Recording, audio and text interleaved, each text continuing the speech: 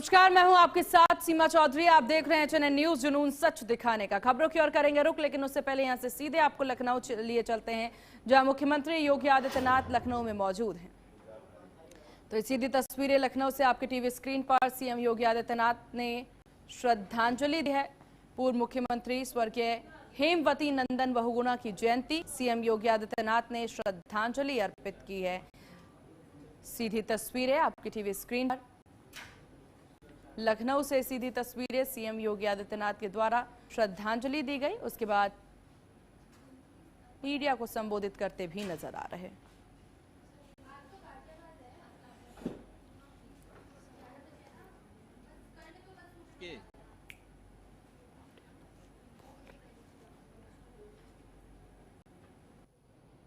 स्वर्गीय हेमवती नंदन बहुगुणा जी की आज पावन जयंती है। इस अवसर पर बहुगुणा जी की स्मृतियों को नमन करते हुए उत्तर प्रदेश सरकार की ओर से मैं विनम्र श्रद्धांजलि अर्पित करता हूं। स्वर्गीय हेमवती नंदन बहुगुणा जी भारत की राजनीति के एक महत्वपूर्ण स्तंभ थे।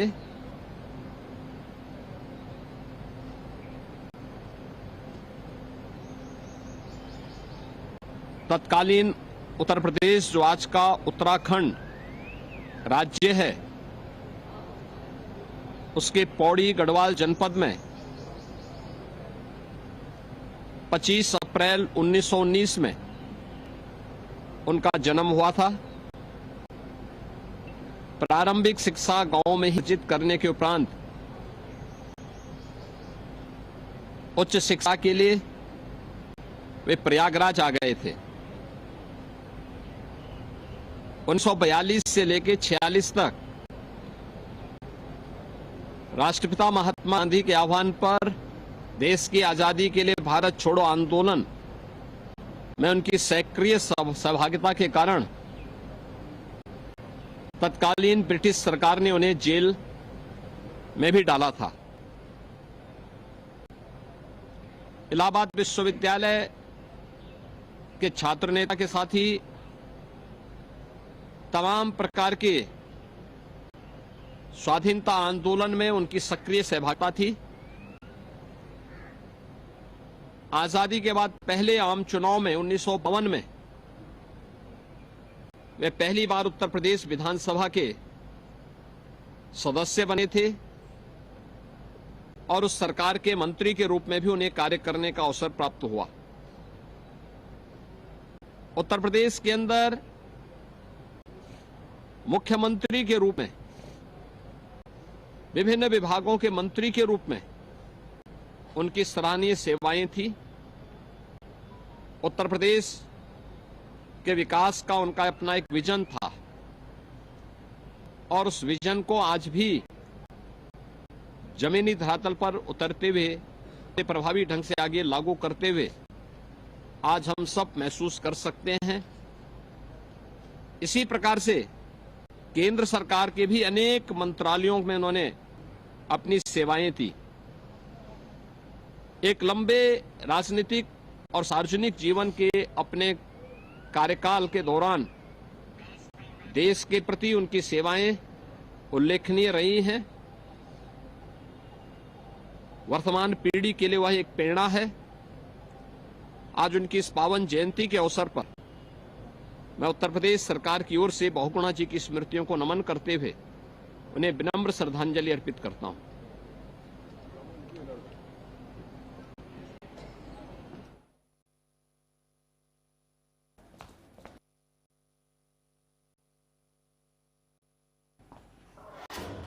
चलिए खबरों में आगे बढ़ते हैं, जहां नोएडा इंटरनेशनल एयरपोर्ट पर बड़ा प्रशासनिक बदलाव किया गया है। एयरपोर्ट प्रबंधन ने नीतू समरा को अंतरिम मुख्य कार्यकारी अधिकारी यानी कि सीईओ नियुक्त किया है। ये नियुक्ति तत्काल प्रभाव से लागू कर दी गई है और तब तक जारी रहेगी जब तक कंपनी का निदेशक मंडल स्थायी सीईओ का चुनाव नहीं किया जाता है। ये फैसला नागरिक उड्डयन सुरक्षा ब्यूरो यानी कि BCS के नियमों के तहत लिया गया है। नियम के अनुसार भारत में किसी भी एयरपोर्ट का CEO भारतीय नागरिक होना जरूरी है। बता दें कि नीतू समरा अक्टूबर 2021 से नोएडा इंटरनेशनल एयरपोर्ट में CFO के पद पर कार्यरत रहीं। उन्होंने एयरपोर्ट परियोजना के अहम चरण में वित्तीय प्रबंधन, सुशासन और रणनीतिक योजना में महत्वपूर्ण भूमिका निभाई। उनके अनुभव और कार्यशैली को देखते हुए उन्हें यह नई जिम्मेदारी सौंपी गई है।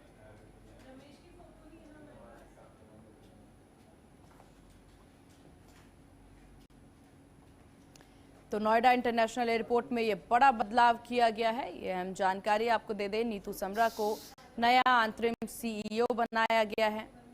नोएडा इंटरनेशनल एयरपोर्ट में ये बदलाव, तो नोएडा इंटरनेशनल एयरपोर्ट में ये प्रशासनिक बदलाव किया गया है। एयरपोर्ट प्रबंधन ने नीतू समरा को अंतरिम मुख्य कार्यकारी यानी कि CEO नियुक्त किया है। ये नियुक्ति वहीं आपको बता दें कि ये जो नियुक्ति है वो तत्काल प्रभाव से लागू कर दी गई है और तब तक जारी रहेगी जब तक कंपनी का निदेशक मंडल स्थायी CEO का चुनाव नहीं किया जाता है। ये फैसला जो है वो लिया गया है BCAS के द्वारा और ये पूरे नियमों के तहत ये जिम्मेदारी ली गई है। नियमों के अनुसार भारत में किसी भी एयरपोर्ट का CEO भारतीय नागरिक होना बेहद जरूरी है। ऐसे में नीतू समरा अक्टूबर 2021 से नोएडा इंटरनेशनल एयरपोर्ट में CFO के पद पर कार्यरत रहीं। उन्होंने एयरपोर्ट परियोजना के अहम चरण में वित्तीय प्रबंधन समेत तमाम रणनीतिक योजनाओं में महत्वपूर्ण भूमिका निभाई है। उनके अनुभव और कार्यशैली को देखते हुए उन्हें यह नई जिम्मेदारी सौंप दी गई है।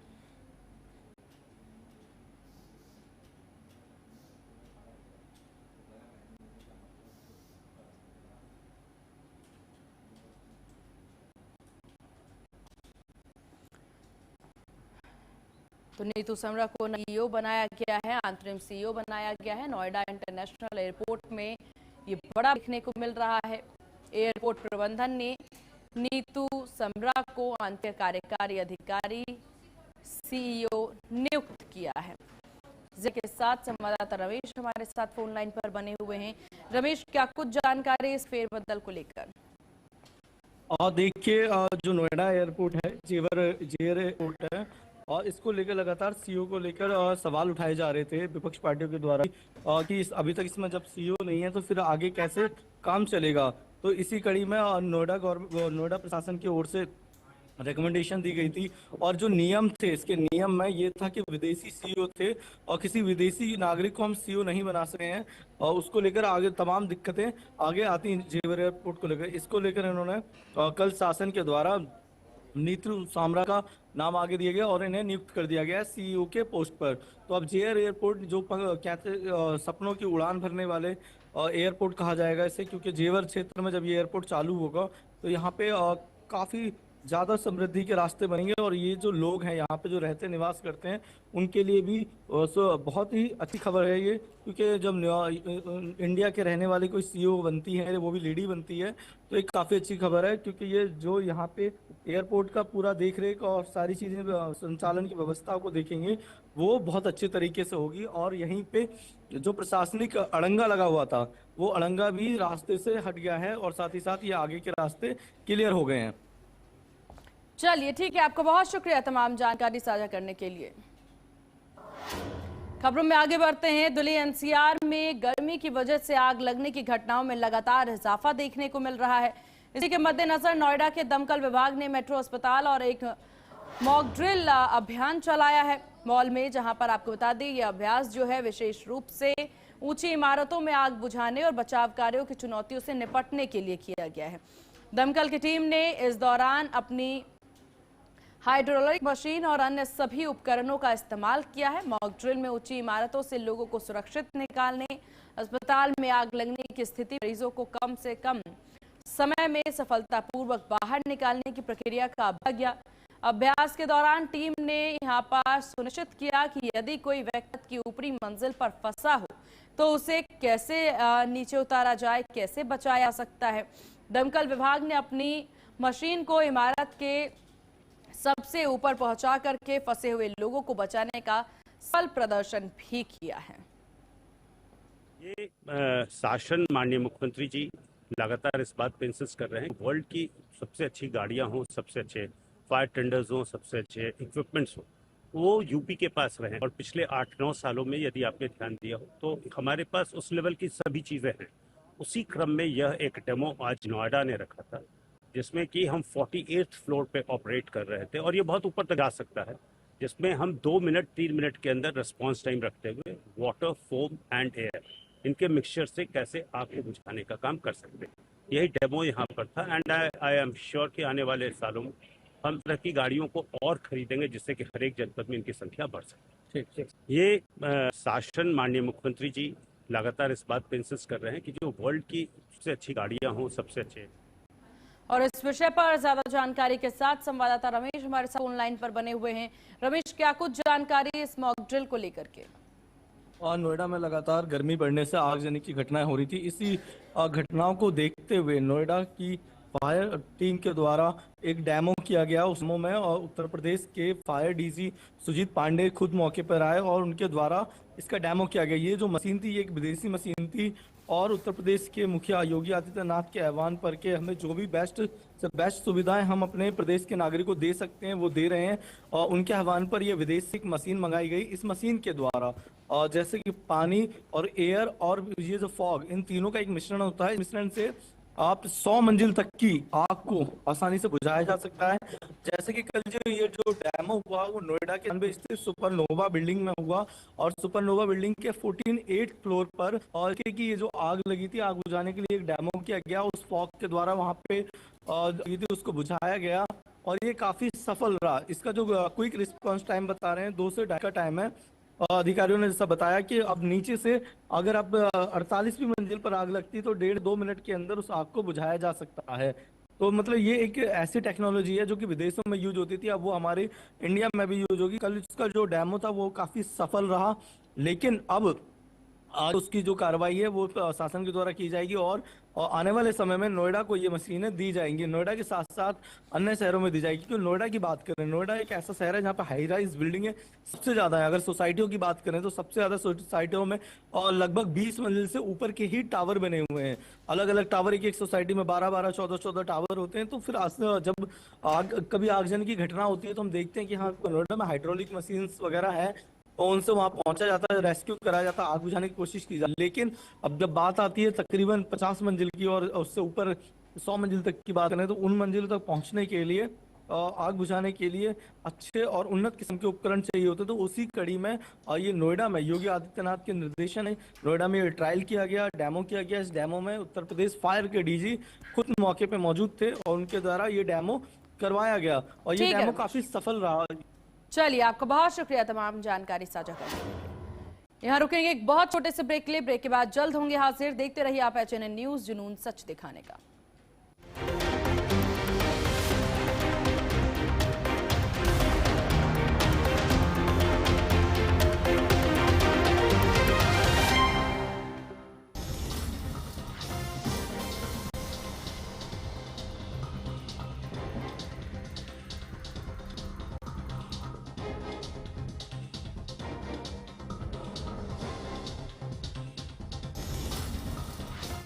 आइसक्रीम खाओगी? जंगल में आइसक्रीम मिलती है।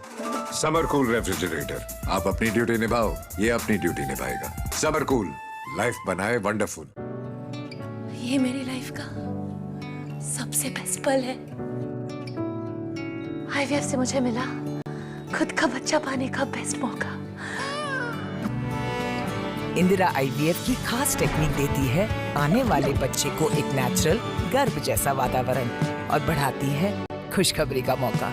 इंदिरा IVF, खुशखबरी का बेस्ट मौका। फर्श की टाइल्स को चेंज करो, बड़ी स्लिपरी हैं। थर्मोकूल वॉशिंग मशीन। थर्मोकूल, इंडिया का अंदाज।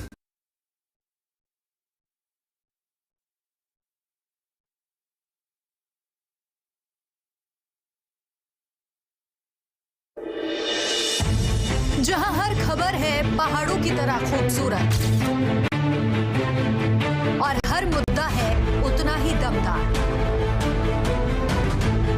चार धाम यात्रा हो या बारिश का अलर्ट, पहाड़ों की सुरक्षा हो या सरकार के बड़े फैसले,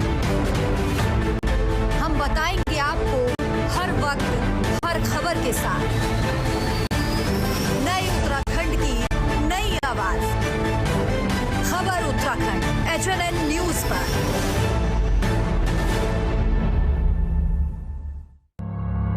जब हर तरफ खबरों का शोर हो, जब सच और अफवाह में फर्क ना हो, तब एक चैनल उठता है सवालों की रोशनी लेकर, आपके हित की आवाज बनकर। HNN न्यूज, जुनून सच दिखाने का।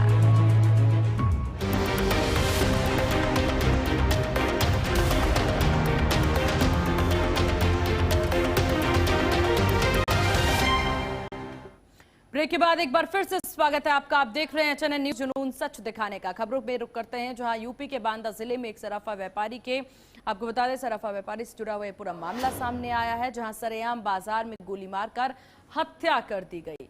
वारदात से इलाके में हड़कंप मच गया। देखते ही सैकड़ों की संख्या में व्यापारी और स्थानीय लोग मौके पर पहुंचे, काम लगा दिया। वहीं सूचना के बाद मौके पर पहुंची पुलिस ने 2 घंटे के अंदर आरोपी को मुठभेड़ के दौरान गिरफ्तार कर लिया। बताया जा रहा है कि सराफा कारोबारी अब उसी से किसी बात को लेकर के मामूली कहासुनी हुई थी। उसके चलते तेज प्रताप जब अपनी दुकान बंद करके निकला तो तभी दुकान से कुछ दूरी पर हत्यारोपी असलम खान ने कारोबारी को गोली मार दी। सूचना के बाद मौके पर पहुंची पुलिस ने कारोबारी को अस्पताल में भर्ती कराया, जहां डॉक्टरों ने उसे मृत घोषित कर दिया।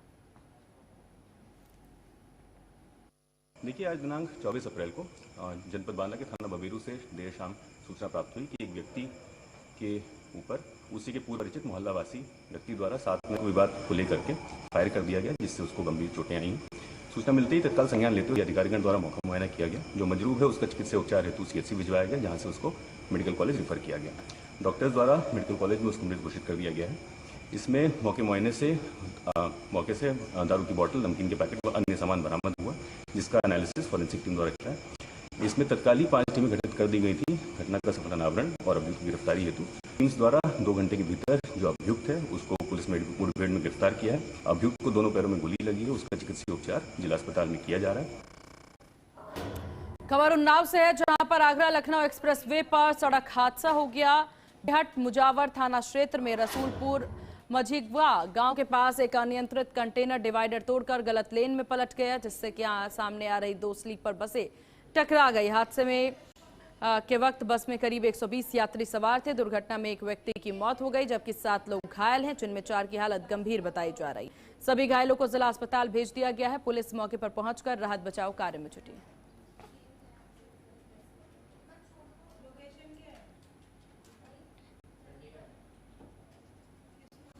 और चलिए यहां से सीधे आपको लिए चलते हैं हरियाणा, जहां मुख्यमंत्री नायब सिंह सैनी क्या कुछ कह रहे हैं, सुनते हैं। हमने देखा है कि विपक्ष ने किस प्रकार का एक वातावरण खड़ा किया। वातावरण भी ऐसा खड़ा कर दिया जैसे उनके समय में बहुत किसान संतुष्ट थे। ऐसा वातावरण खड़ा किया, अपनी तरफ नहीं देखा, दूसरे के ऊपर उंगली उठाना विपक्ष का काम है। परंतु ये नहीं है कईयों ने दुकान खोल कर बैठ गए, और कहीं तो मंडी में वहीं पड़े रहे।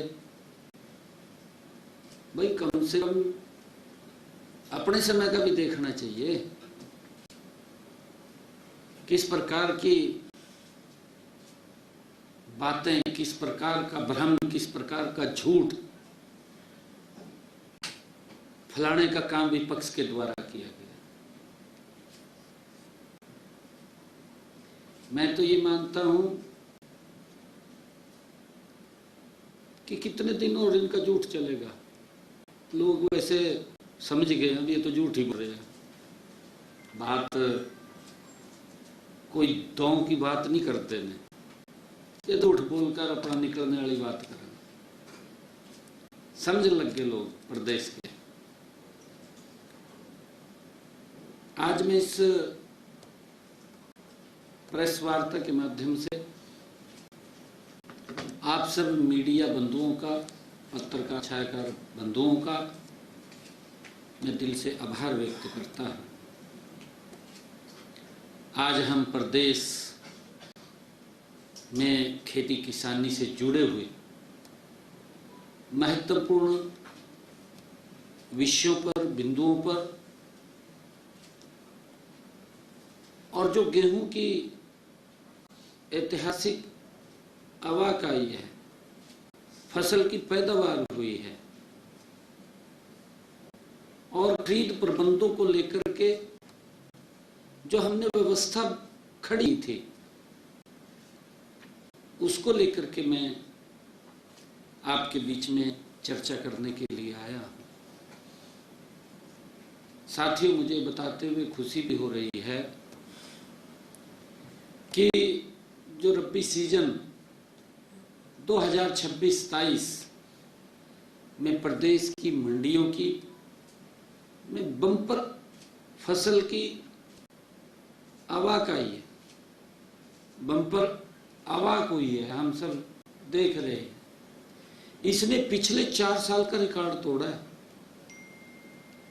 पिछले 4 साल से ज्यादा पैदावार फसल मंडियों में है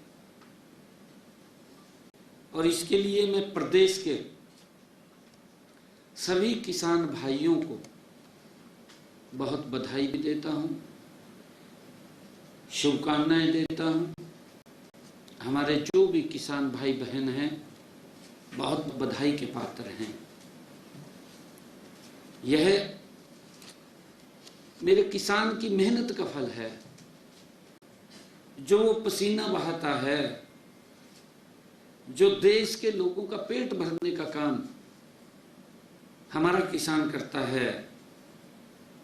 अब तक प्रदेश की मंडियों में 21,044 करोड़ रुपए की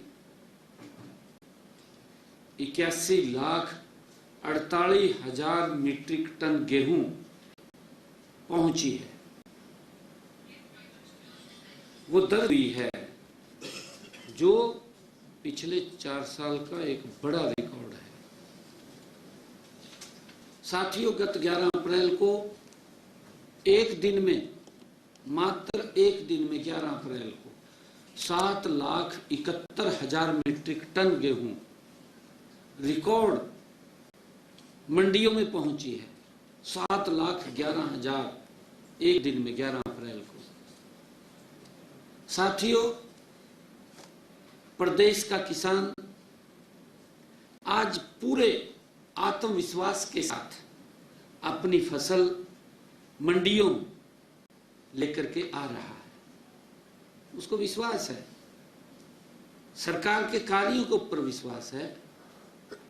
आज उसको कोई दिक्कत समस्या नहीं है। मैं ये भी बताना चाहूंगा कि अब तक 5,80,000 किसान अपनी फसल को लेकर के मंडियों में पहुंच चुके हैं। 5,80,000। साथियों, हर किसान की पहचान डिजिटल गेट पास के माध्यम से सुनिश्चित की गई थी। डिजिटल गेट पास के माध्यम से अब तक साथियों 79,79,14,000 मीट्रिक टन गेहूं बायोमेट्रिक सत्यापन उसका हो चुका है, जो लगभग 97% है। 97% किसान का बायोमेट्रिक हुआ है। मुझे खुशी है इस बात की। मैं ये बताना चाहता हूं कि हमारा किसान तकनीकी को तेजी से अपना रहा है। और इन्हीं खबरों के साथ इस बुलेटिन में बस इतना ही। देखते रहिए HNN न्यूज़, जुनून सच दिखाने का। नमस्कार।